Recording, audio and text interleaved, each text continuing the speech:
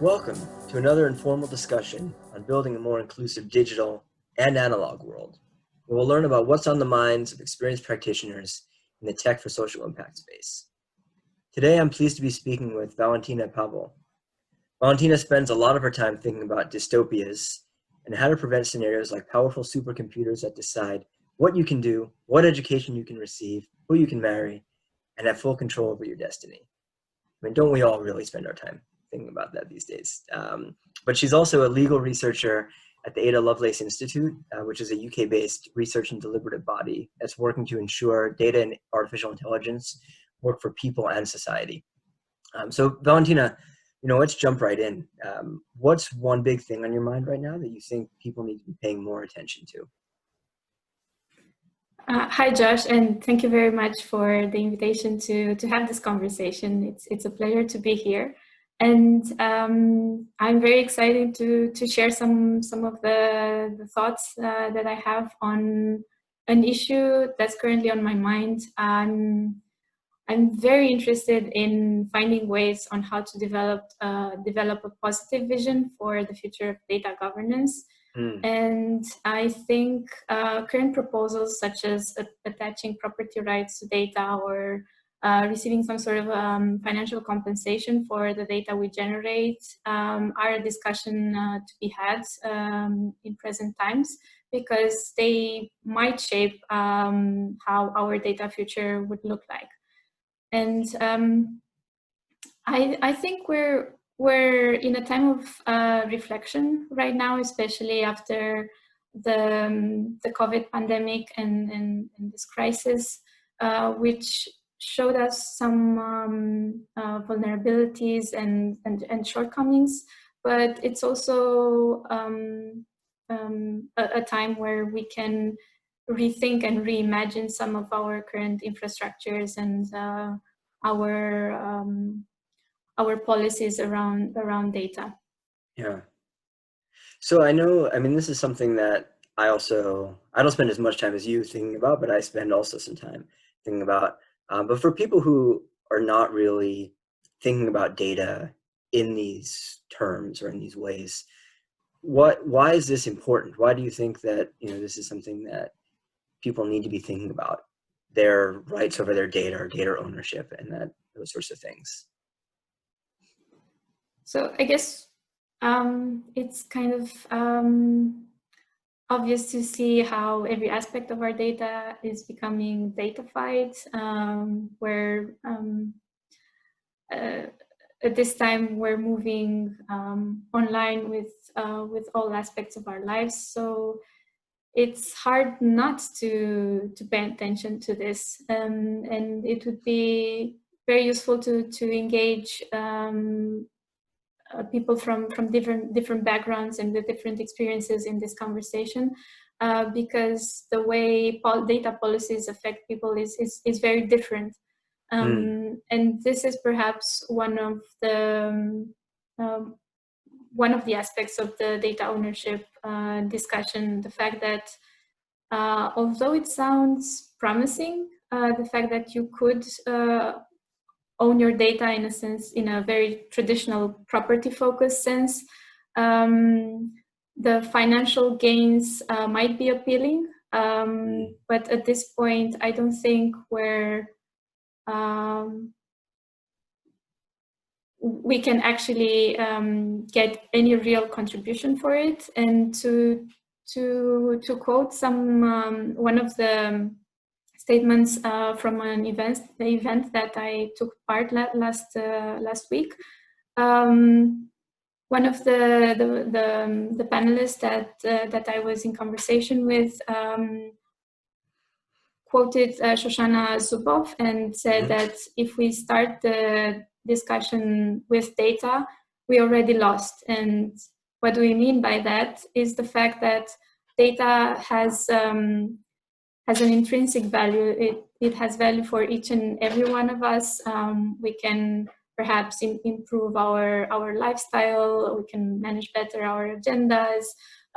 We can have better habits, and that is a value that each and everyone takes for himself or herself. It's not something that a company, a powerful corporation can put a price on and say, from now on, data is commodified, and you'll get X amount of dollars for the data you generate. And the underlying point that Elizabeth Rainier, the speaker that I'm referring to, said is that when we start thinking about the practicalities and the logistics around who owns the data, how much are we getting paid for it, we lose sight of a fundamental value of human dignity. Yeah. And there's nothing that can put a price on that. And I know maybe contexts in the US and in Europe are a bit different in a sense that in the US there is a very long tradition focusing on property rights, seen as a sort of a way of economic freedom, while in Europe the discussion is much more rooted in this concept of self-determination, of personhood, of dignity, of autonomy, and of agency. Yeah, I mean, that's an interesting point. 'Cause I've had thoughts or musings in the past about the potential, looking at data in terms of a generation of value for an individual, but monetary value, and sort of recognizing that in the short term, there's not really much out of that, but projecting 10 or 20 years down the future, could there be value? But I think, what you make a really good point, which is that, that does sort of miss the underlying point here, which is that it's not necessarily about how we can commodify our data, but it's a broader question of what right should we have over things that are ours, whether or not they're bringing us monetary gain. Are you seeing, as people sort of more broadly, as you talk to people who are really thinking about this, or are people moving, do you see the opinion going in a certain direction in terms of what's the best approach to thinking about data and rights over individual rights over data, or collective rights over data versus, corporate rights? So I do think an important piece of this discussion is how do we transfer the value of data, and I'm not talking about monetary value. Yeah. How do we transfer the value of data towards societal outcomes, towards positive benefits in the interest of us all? So how do we translate this into common good instead of private interests that are driven by hidden agendas most of the time? So this is something that we're thinking about at the Ada Lovelace Institute. We want to make the case for the social value of data and see how we can empower both individuals and collectives. We have this project called Rethinking Data, where we're thinking about the narratives, the practices, and the regulation for data. And these three streams, I think, are important because on the narrative side, we usually end up trapped in different framings or discourses around data, which inform people's opinion of what is accepted and what is not in relation to data. We see different practices from data trust, data commons, data cooperatives in Europe that are starting to mushroom. And we need to better understand these frameworks in order to be able to develop positive framework for the future we want to live in. And on regulation, that's the work stream that I'm focusing mostly on. Okay. We want to develop this positive vision that incorporates strengthen data regulation and data rights with these two dimensions in mind, with also being able to allow people to meaningfully exercise their rights, but also to figure out how what would be the ways or new redress mechanisms that would help or reduce harms around collectives and groups? Yeah, interesting. And how are you, either through your work or things that you're seeing elsewhere? I mean, are you seeing a difference in terms of the individual data itself? So, data about an individual versus the derivatives of that data, which is often where there's much more value, both in terms of economic value. But, and just as an example, if we look at like a map app, right, that having data about where are they driving from point A to point B, there's not necessarily so much value in that. I mean, that's of personal value. You don't necessarily want that getting released to the world. You don't want that getting released to the authorities so they know where you're going. There's a privacy element there. But using that across an aggregate, across the population, to then make decisions, to make determinations of infrastructure investments and stuff like that, or to use it in the case of like ride sharing apps like Uber, to use it and to develop their own fleet of autonomous vehicles, which will then end up putting their current drivers mostly out of business. Are you seeing, is there any differentiation or distinguishment between those two elements of data and how it's being thought about in terms of protection and rights? So I guess you're referring to, on one hand side, direct data that I knowingly contribute to when, for example, I want to access a service. Yeah. And on the other hand, there's indirect data that's captured about me without my knowledge. Well, so I'm putting those sort of in the same bucket, the data indirect, but that's data that's about an individual. But then there's also data that's derived from data about an individual. And that tends to be done on an aggregate. So, and that's where AI is often coming in and enabling some of that. So, where your data as an individual, there's, you might want that, the privacy, you want to know how it's being used, you want to know that it's secure, whatever. There's certain rights from there. But then if we look at societal value, the derivative value of analyzing millions of people's data and then using that to make decisions that change the way that the world operates around us, and potentially generates massive revenues for those who are generating those insights and delivering new services based on them, is sort of what I'm talking about. Mm-hmm. Okay, yeah, you're hitting on a very interesting point, because I also share the same ideas that the entities that have this power to look at aggregate sets of data or anonymized sets of data have the power to observe trends and then to engage in decision-making processes that will affect everybody, regardless if Exactly. they contributed to that data, if they know they contribute to a data set or not. And I don't think we have the mechanisms to address that. And what's more, there's this increasing trend that relying on the fact that we need more data for better decision making. And this hunt for data seems to be quite obvious in the European data strategy that was released at the beginning of this year.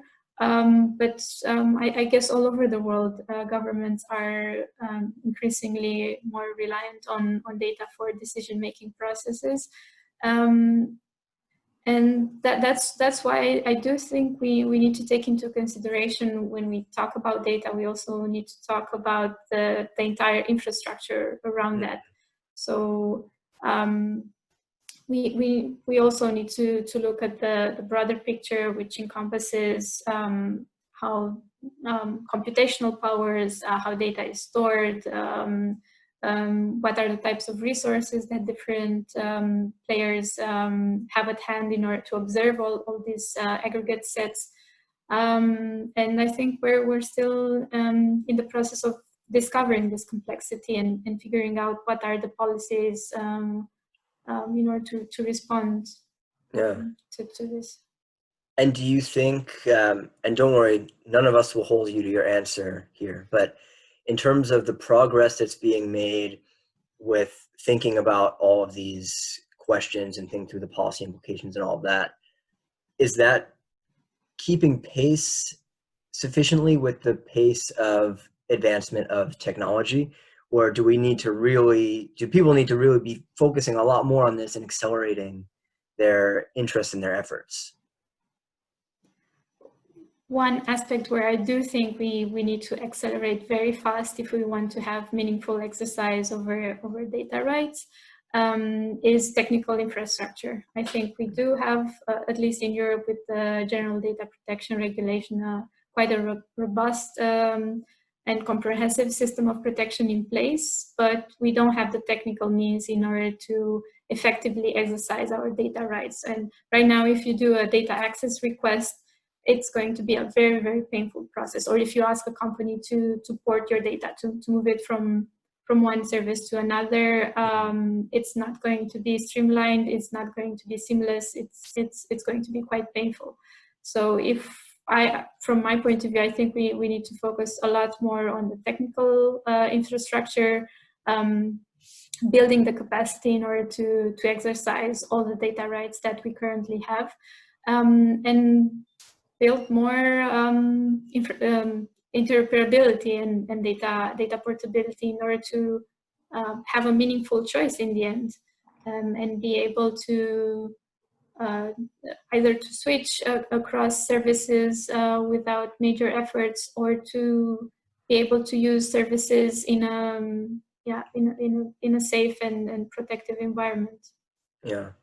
So do you have, for somebody who's just like your average practitioner that's working in the social impact space, maybe they're working at a NGO somewhere or a nonprofit, maybe they're working in a social enterprise, do you have one or two suggestions of things that they could do as an individual, right now to sort of help with some of these, or take action in really promoting these ideas? What I would recommend as resources for starters would be to get a clear sense of some of the myths around data ownership and data monetization, because as I mentioned, it's very easy to fall into this attractiveness trap and say, yeah, well, if big companies are gaining a lot of profits based on my data, why shouldn't I get a share of the pie? But if we're interested in solving data monopolies and concentration of power, these two models will probably not serve us best. And getting better informed about data rights and what's the underlying power around exercising these rights, I think it's very important to start with. And during last year's Mozilla Fellowship, I wrote this project on our data future. And this is actually how we started this conversation. And I'd also like to thank you again for all your critical and constructive comments on that project. Oh, sure. And that would be maybe a good introduction to this complex and very nuanced topic on data ownership. And I mentioned earlier in the discussion a panel session that we had last week during RightsCon, and I'm planning on doing a write-up summary of what has been discussed over there. So that's going to be a good resource to maybe get up to speed with some of the arguments that are now surround this data ownership concept. And yeah, I mean, there are also probably many more links to projects that are happening mostly in the US right now on data dividends, data as labor, and I'm sure you can share some of those links if listeners are interested in that. Awesome. Well, yeah, we will make sure we'll put any of these resources we'll put in the description of the video so people will be able to have access to them. I think that's a great point to end it on. So Valentina, let me thank you again for sharing this all with us today. I think there's a lot that people need to be, just as you said, I mean, I think a lot of it's just starting in terms of foundational awareness, because this is still an issue that I think a lot of people are not fully or deeply aware of the larger implications of data and data ownership and data access, data rights, all of that. So it's a fascinating one. I'm really pleased to have the chance to speak with you, because I know that personally it's one that I'm quite interested in. Certainly to anyone who's watching, if you have any thoughts or reactions, questions, please put them in the comments. And as always, final plug, don't forget to like and subscribe so you can receive updates on future episodes. So Valentina, again, thank you so much for your time today. Thank you as well.